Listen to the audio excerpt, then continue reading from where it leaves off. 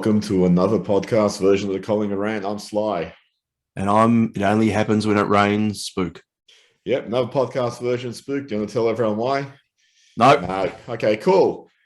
We beat the Dockers. I can't believe you said we'd lose by 10 goals. What Yeah, happened? I meant next year. What happened? Where's this side been hiding? Well, I mean, one thing, and I know Buckley pointed it out, was, you have the return of Elliott, you have the return of Pendlebury, Ginnivan goes back in. So you get a bit more experience back in there. You get a few more capable players. So that potentially lifts them. There was 22 contributors. Yeah, that was the biggest thing. Complete four-quarter game under Fly's tenure, and all of them contributed. Everyone. Yeah. So what, you want to bring up Oscar and Elliott? Tell people you were wrong, that one game just changes all that criticism for 3 years. That's it. Let's talk about him next week. Yep. Look, I'm going to be the glass half empty guy because that's, me. There's a couple of contributors to this game which I think helped the outcome. One, Fremantle seemed stupid enough to try and play their game plan in the wet, and they try to finesse too much and screw around too much. Meanwhile, Collingwood was just booting it anytime it was on the ground. They were just soccering it forward. They were just moving it forward at all costs, whereas Fremantle was trying to get shape. And it just cost them in the wet. It was, stupid.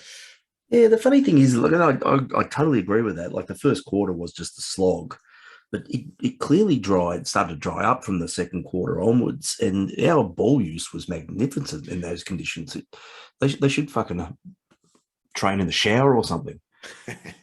Yeah, look, I just think we really simplified the game plan too. So maybe that's a lesson for McRae and company, that some of the things they're doing. I mean, we've commented on this previously, that there's always seems that one handball too many to someone about to get crunched or a bad kick or whatever. So maybe you just need to, reduce the amount of times you're going to possess and dispose of the ball. The other thing I think was a big contributor was our tackling. And, yeah, definitely. But the problem is, for me, there's a few alarm bells that as long as we get 90 tackles, we're okay. And it's very much like a Buckley game plan. Hey, if we get the 90 tackles, we're up there, and it's just not realistic to expect you're going to get that every week. So that actually concerns me a little bit, because the pressure was fantastic. But is that always going to be there? If that's not always there, then, is there enough of a game plan to compensate? So that's something that actually does worry me moving forward. It was the game where we were really switched on, and they all looked a little bit off the pace, and maybe, our pressure shook them, so they struggled and never regained their equilibrium. But, is that something we're going to be able to do every week? Just apply that manic pressure? And if we don't, do we have enough to compensate for that? So I don't know. No, look, I still think it's early days, and you're probably going to have that classic up and down momentum of this sort of behaviour where we'll look like world beaters 1 minute and complete spuds the next. I think it's just part of the journey that you're on. Excuse me, with the rebuild. And your opposition obviously plays a reasonable role in that too, because look, I don't know what's going on with Freo, because they look like they were going to win the flag a couple of weeks ago, and they've just completely plummeted. Yeah, and I think they play Melbourne this week, so they could go from 6-1 to 6-4. We're surprised by the selections. I mean, it was torrential, and that's when they decided to bring in Cox and play, a little bit taller. Oliver Henry went to the medical sub. Shockingly, you don't really get named there and not think you're going to play, though, do you? Well, shockingly, he came on early. Let me ask you something. So, Cox, you can see he clearly hurt his finger and why he went off. Do you think at that point somebody said, let's just play this for all it's worth and we're going to sub you out because we need I did ask the question of that. I thought that maybe that was a tactic, but apparently he has done a compound fracture of the finger. So apparently there was some of the bone was protruding or something. We don't fuck around at Collingwood with finger injuries. If you're going to go, you're going to go hard. Jeez, that is amazing. Because I initially did think at the time, the rain and stuff, that it's just not the suitable weather for the big man. But he wasn't too bad at that point, Coxie. So I don't think he was going to get dropped because he was completely out of whack. But it did sort of feel like that. Maybe it might be better to go with a smaller. I mean, in terms of subbing him off, I never thought it was like a form thing. I just thought, it's a conditions thing. The risk is you sub him off early, you do another injury, and then you're suddenly a player down. I should actually point out, Darcy Cameron's really been improving with the more and more responsibility. He's taking marks around the ground. He's getting some nice taps. I mean, he's still generally been beaten in terms of statistically, but he's actually really showing a lot of promise. No, I think that was his. It's probably close to his best game for us. But you've got to look at the cold hard facts. Though he's not anywhere near as good a ruckman as Tyler Brown is, though. Well, Tyler Brown, that's probably the best game he's played for us. Also, totally out of his weight class and went up and rucked. But he just also did a few nice things. He flew for a few marks. But I think he does that most weeks. So he just doesn't pull them down yet. But I think that it really freed him up being able to sort of run with the ball. Yeah. Like he sort of plays that inside mid-roll to a point. I think Bucks made a point during the commentary that he really loves, the hard-hitting stuff. But he got his hands on it more than I think I could ever recall him getting his hands on it. And his ball use was more or less effective all the way through. So, I liked what I saw there. I don't think you could do that every week, but, hopefully it's a bit of a confidence booster for him. Yeah, I'm curious how he goes. I mean, they sort of used him a bit like Carlton used Jack Silvani, playing that, I don't know, that ruck type role. Yeah. I mean, pretty much everything they did worked. Once Cox went off, Henry came on. A little bit worried after the nerves that he displayed. Was it last week or the week before where he was just missing sitters? Yeah. But, this week he was just kicking truly and he showed some real confidence attacking the ball. So I don't know if someone had to talk to him or if it was just a case of he sees his opportunity. But, that was really encouraging. And, that's about as good a sub as he could make that he came on. No, I saw that Swampy had some stats up today about that, most goals kicked by a medical sub and he's the only one who's done 4. There's apparently a few that had done it back in the green super sub vest days, whatever it was, what it used to be, the nominated sub. There was a term for it about 10 odd years ago. Oh, you're talking about the actual, like when he was actually an interchange player rather than... Yeah, I can't remember what the terms of that was. It was ridiculous. But, that hasn't happened since then. So, well done. I think the other thing was with it too. And I think the last sub, to just come on and kick like 4 goals was Teddy Hopkins in the 70 grand final. Wonderful. And he did it all in the second half too. So was it 1 goal in the third quarter and 3 in the last? Yep, go on. Sorry. Yeah, no, it's really, really good performance. I mean, you just can't fault anything. Well, you probably could, but I was fairly happy at the end of that one. No, I can't fault anything there either. I was going to say McCreary got more of the ball. I think he was hard at it too. I mean, that was back to that really bollocking best, and a few of his passes were on point. So that is exactly, I think, how he was last year. He sort of lost that a bit this year, but again, it's hopefully it's a confidence booster for him because he's, I like him. I mean, the thing I really like about McCreary, he does need to get more of the ball, but he's a smart footballer. He sort of seems to know when to, take possession, when to just tap it on. He seems to know what weapon to use given the situation. He sizes it up really well. It's like, a few weeks ago when he tapped that ball to my check from a spoil in the goal square. Yeah. He summed that up very, very quickly. So he's great at that. What about that diving punts, Jack Ginnivan? I mean, John Ralph highlighted he just dives all the time, apparently. So do you think when Ralph writes those articles, he's literally stopped wearing pants these days? No, he's just trolling. It's blatant how much he's fucking trolling Collingwood supporters just for a few precious little clicks. Oh, he's a buffoon. Yeah, it really is just buffoonery to, keep pushing that narrative. I mean, the one I mean, Ginnivan did sort of lower the knees when he got collared, but it's like, geez, again, is he the first player to ever do it?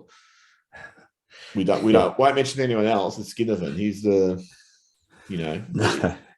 Yeah. He's only had about 14 years of, he could have written the same thing about Selwood, but chose not to. So fuck off. Well, there's other players I think do it. I think Cochin does it. I think Pendlebury's done it, for years. So why Ginnivan is suddenly the target? It's insane. It's like, just get over it. The one thing that I sort of agree with Buckley when they argued about this, weeks ago with Dunstall, is it's in the rules, so deal with it. That's pretty much it. He's rapidly becoming a favourite though, isn't he? I love the where he stuck it to the Freo crowd before he kicked the goal. Yeah, that was really good. You need more of that. I mean, I'm sure someone will have a sook about it on the couch or whatever it is tonight or whatever the footy shows are, but bugger him. I think that's I just love the character, and it's amazing how many whacks he's copping, during play and just outside as well, where he's clearly either mouthing off to players or they just generally want to smack him down one. I think it's a great trait. He's going to be a very, very good asset, I think. Yeah, I mean, he's really shown a lot. It's really his first full year. He played a few games last year. We've talked about this in terms of the list rebuild. You have banked on all these young players that you've taken with, not high draft picks.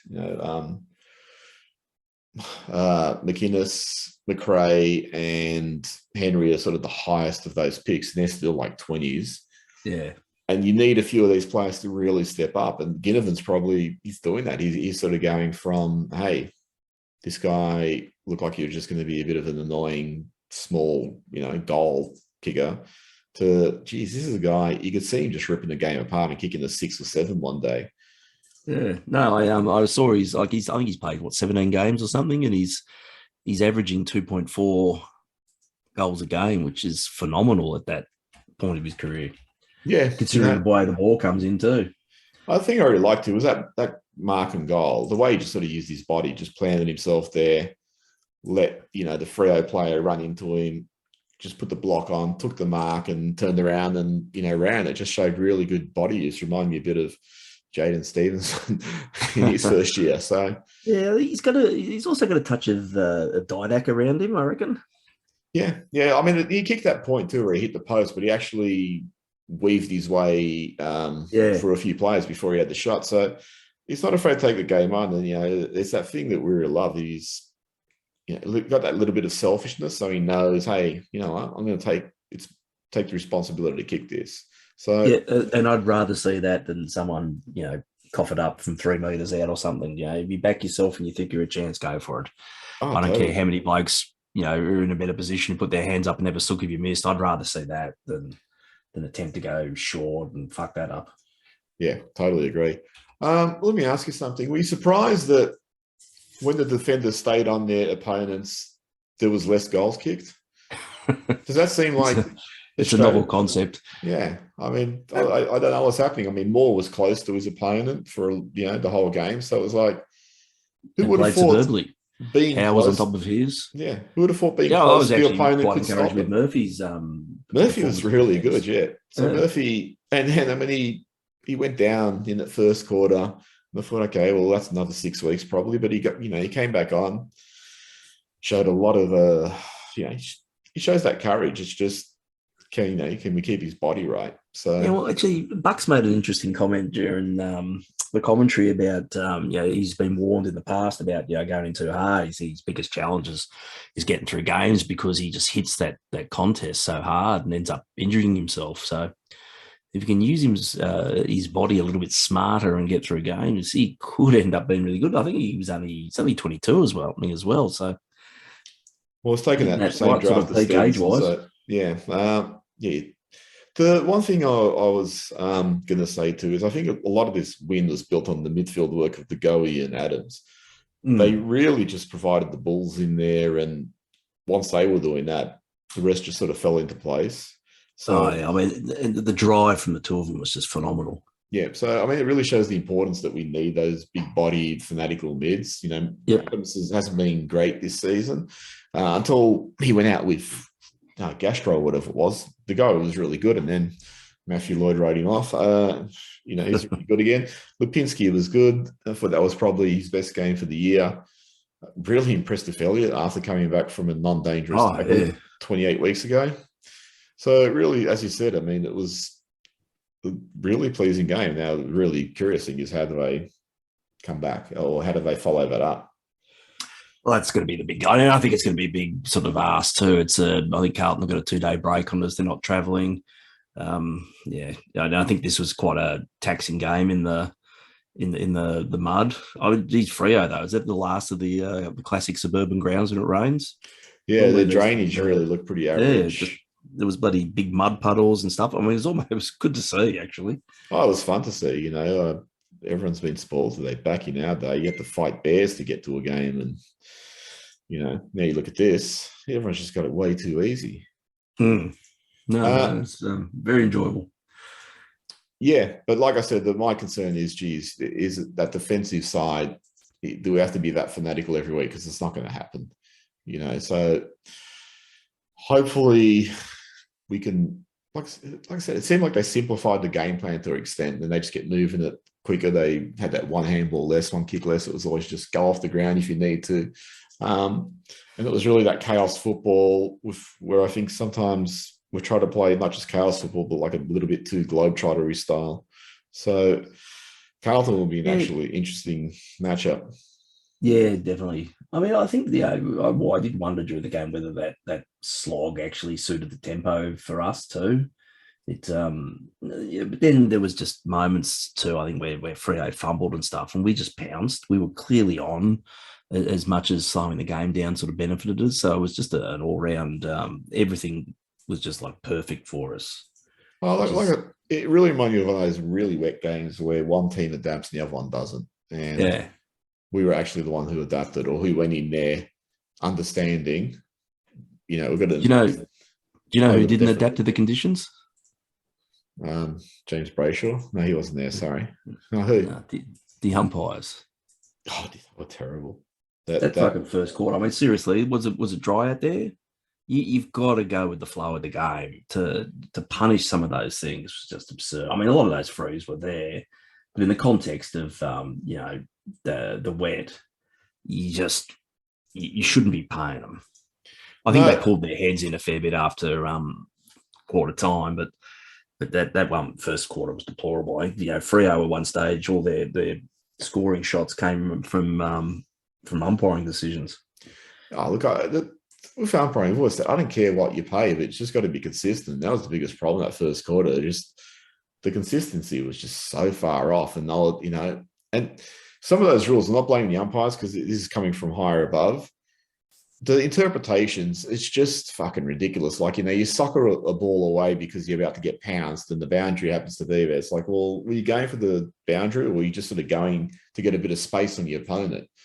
And nowadays it's like, no, if the boundary's there, then you're guilty of, kicking that over. And it's like, just apply some fucking common sense. It's like when it's like when someone it spoils a mark and punches it out of the opponent's hands and it goes over. It's like, are they going for the boundary, or are they just going for the spoil? Generally they're going for the spoil. The boundary is just a happenstance of that. So yeah, I think it's like the first one that Moore did. That was just a blatant miss kick in the rain. It bloody skirted about 30, 40 metres up the ground before it arced off. So that was harsh. The state of umpiring, like I was starting to write down notes about the umpiring. I was thinking, geez, there's so many rules that are fucked up, from deliberate to the fourth. There was one holding the ball. Who was it? It was against us, naturally, where I can't remember who it was, but he just basically fell on it and had, Freo players stacked up on him, and the umpire pinged him for no genuine attempt. It's like, go in a lab and physically prove to me that he was capable of moving or disposing the ball.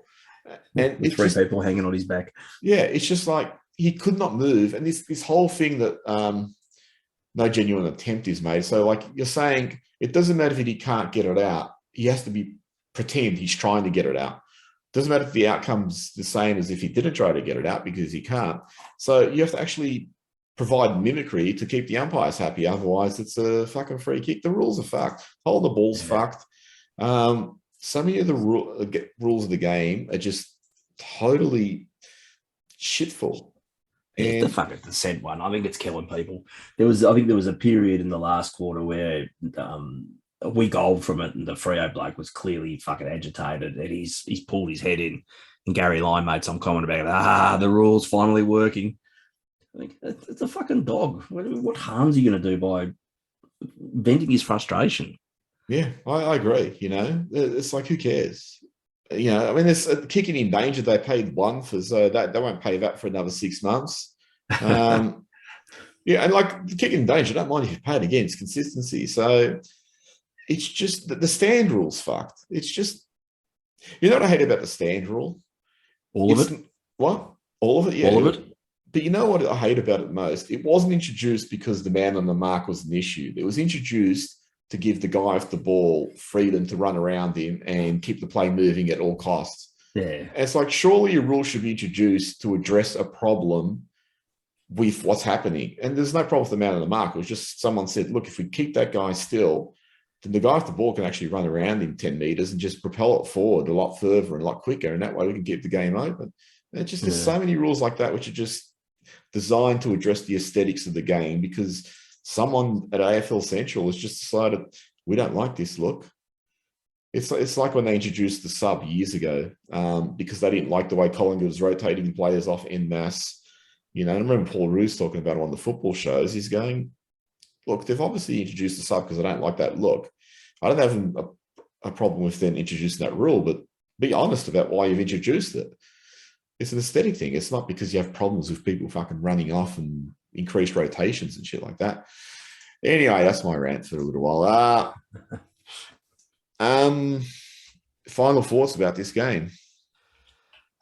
It was extremely enjoyable to watch. I mean, I think if you could have hoped for almost a perfect game, that would almost be it. I mean, actually, I made comment to some other friends that it really reminded me of those Malthouse coaching days where you used to have your real backs against the wall interstate trips, and we invariably used to win them.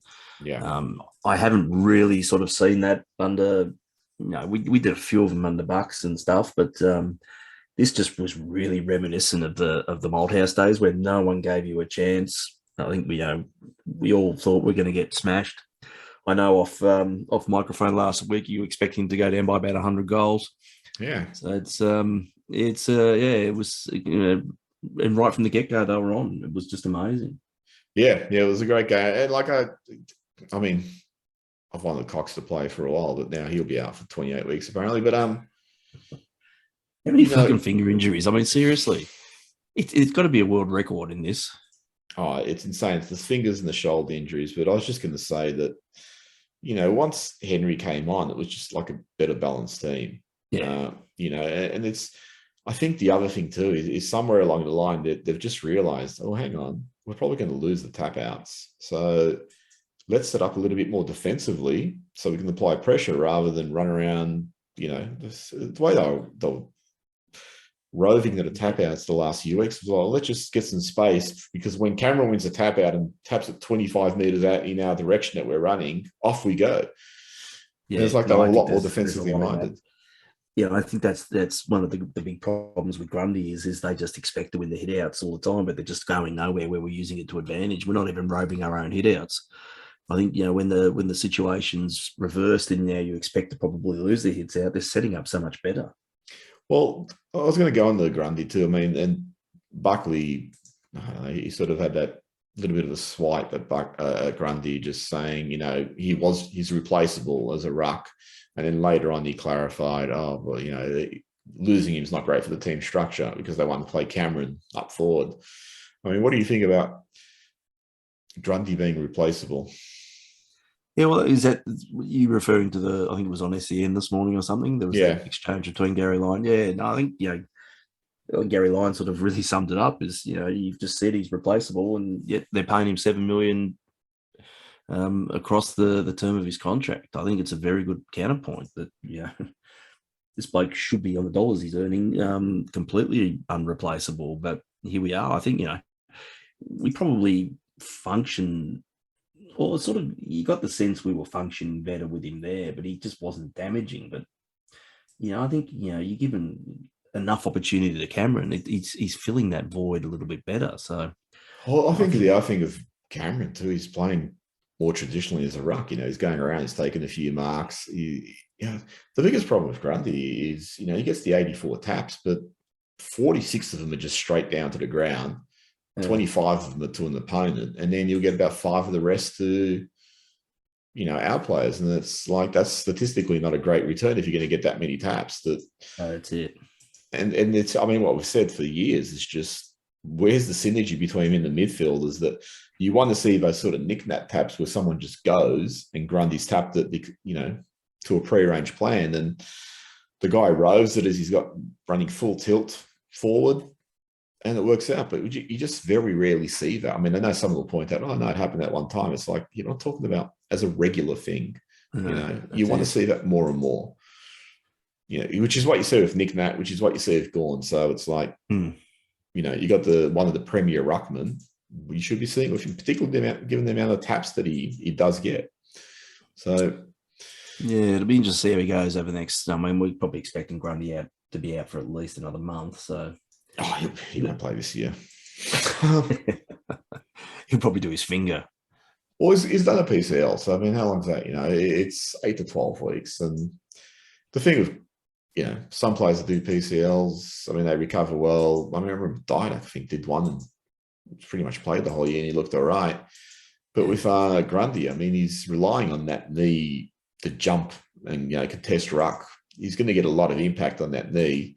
So you'd want it to be as good as possible before you bring him back. Yeah, no, it reminds you a little bit of when Josh Fraser was having that breakout year, and then he went and played in that big game against the Allies. Did his PCL, and he just was never the same after that. And that's the big concern. We said it with Grundy. He's a ruckman who relies on his athleticism. When that athleticism goes, is he still going to be, effective? Fraser, Matthew Cruiser for Carlton previously, they were all athletic ruckmen. Meanwhile, guys like Sandilands and, I can't name any others, Dean Cox and all that, it's just like they're relying on their height. Max Gawn, they're not getting any shorter, so they've still got the height and bulk to play as ruckman as they get older. I really worry with Grundy. What's he in year 2 of his 7-year contract? He's 28. Right now you're thinking, is he going to be coming back the same now, let alone in 3 years' time? So that's a worry. And it is a worry. And the thing with Grundy too is he's not a good enough mark to be playing as a, key forward. So it's a really big concern. Let's see. Hopefully he comes back and he's fine. But Carlton this week. The old enemy. Yeah. And they're in ripping form at the moment. Well, they were for one quarter. Yeah, actually, I think it's been their big Achilles heel this year. They've conceded some massive leads at 3/4 time. Yeah. They've hung on in the bulk of those games, but they clearly are dropping off. I think if you can arm wrestle with them, you probably stand a chance to run over them in the last quarter. So I think, it'd be interesting to know what sort of tactics we employ. If they come out the blocks and start scoring fast, then I think we might struggle. We're generally not reeling anyone back in particularly well at the moment. But if you can force it into a bit of a shooting out or an arm wrestle around the start and keep them contained, I think we could be a slight chance. Yeah, I think the big thing with this game is like how do we follow up last week? And that's going to be the problem, as we said earlier. And you really, I'm not expecting all 22 players or 21 because Cox will be out, but I'm not expecting them all to be, as great as they were last week. But from those senior guys, you expect them to be contributors regardless, and that goes from Pendlebury to Hoskin Elliott. It's just those guys their baseline can't be that low that they're ineffective. Side bottom is another one. He's got to be doing more just on an average game. And then those other guys sort of fall into place. So that's my concern is that, this is a very easy list build to unravel because you just shut out a couple of players and it all sort of falls apart. I think like you look at Lipinski's game, he was really good, but that was he was able to play that running, linking role, given that, DeGoey and Adams were doing all the grunt work. Yep.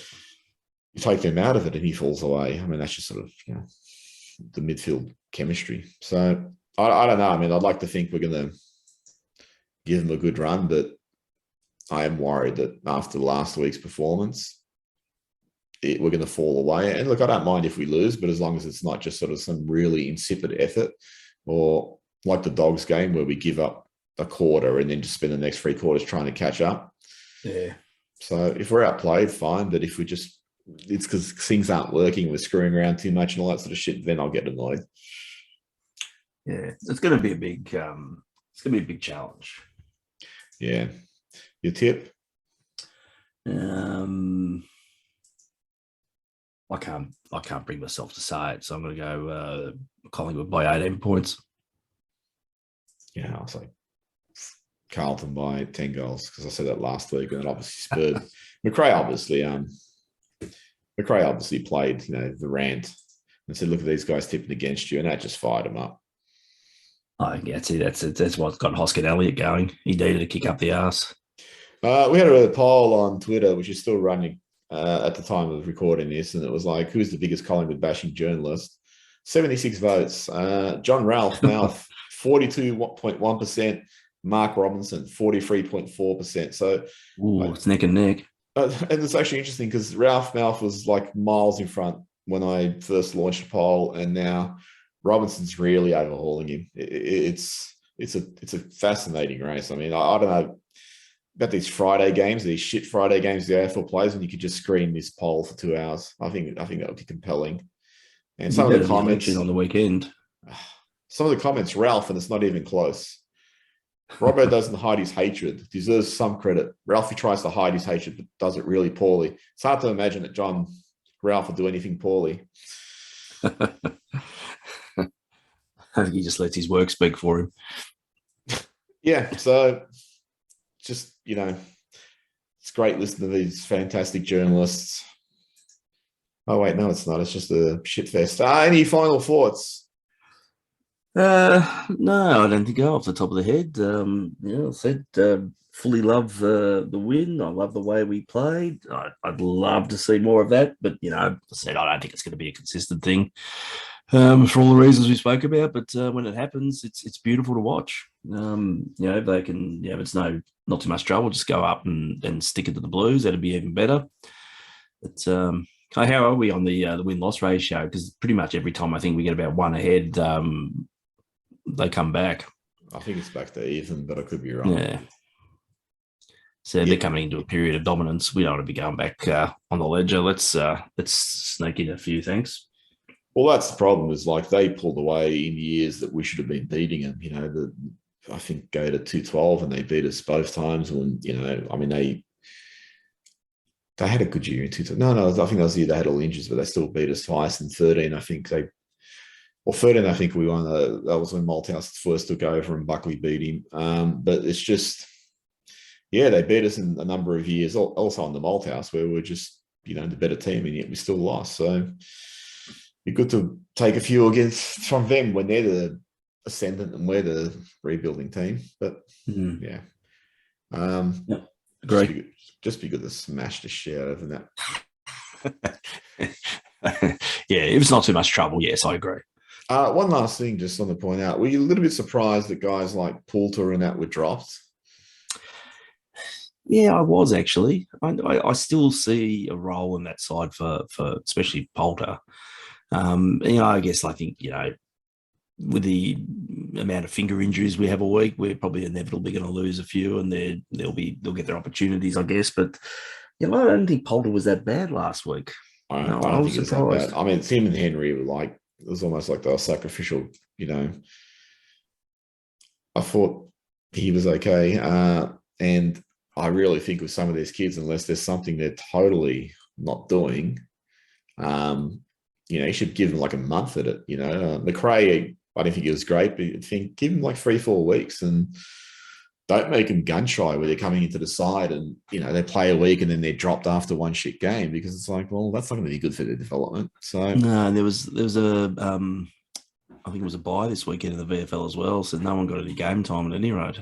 yeah, So it's not like they're going to get any opportunity to get back in. Like, I mean, after that win, you're not going to make too many changes. well, it'll be interesting to see what they do if Cox is out. So I don't really have a relief ruckman. They're just going to go play Brown again in that role. Yeah, I think that'd be a bigger ask against the Blues. But yeah, I think you probably either that or you're going to bring Begg back in. Yeah, so the thing with Beggs, we've been saying this, but he's not quite ready. And No. when you got some of these players in there in the very, very low possession getters, you're just not getting enough output. So I don't know. I think they've got to work out a way to cover, where they ruck with Tyler Brown again, or, throw my check in there or whatever the case. But the side that they played with Cox going out, I think, Poulter or someone like that should come back in and they just work around the lack of ruck support. Yep, agree. Anyway, that's it from us. We should be back in front of the screen next week. How good will that be? Yeah. Later. See ya.